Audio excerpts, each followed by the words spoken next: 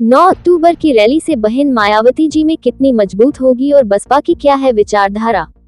Bahujan Samaj party एक दल के साथ ही साथ बहुजन महापुरुषों की विचारधारा है। बसपा ने नारा तो बदले लेकिन अभी तक विचारधारा पर कोई समझौता नहीं किया। इसीलिए देश के दलित ओबीसी समाज आज भी बसपा सुप्रीमो मायावती जी को अपना मसीहा मानते हैं और आगे भी मानते रहेंगे, क्योंकि बहन जी की राजनीति करने का तरीका ही कुछ अलग है। बहन जी राजनीति में सभी धर्म के लोगों को सम्मान मिलता है, इसलिए देश के दलितों की बड़ी लीडर होने के कारण बसपा को तोड़ने लिए जातिवादी लोग तरह तरह के हथकंडे व साजिश करते रहते हैं। लेकिन बसपा को तोड़ना लोहे की चने चबाने के बराबर है, बसपा कभी नहीं तोड़ सकते हैं।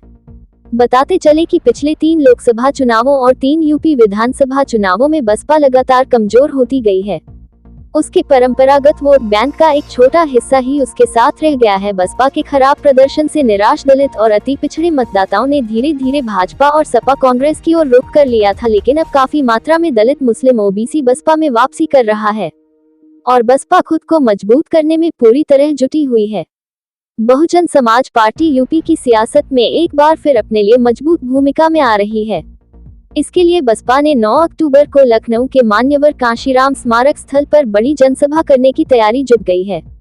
बसपा संस्थापक मान्यवर कांशीराम साहब की पुण्यतिथि पर आयोजित होने वाले इस कार्यक्रम में लाखों लाख लोगों के पहुंचने की संभावना है। यूपी की राजधानी में बड़ी रैली कर बहन मायावती अपनी वापसी के मजबूत संकेत दे रही हैं। इसे मायावती के द्वारा 2027 के यूपी चुनाव की शंखनाद भी माना जा रहा है। बसपा दलित मतदाताओं के स्वाभिमान के तौर पर उभरी थी।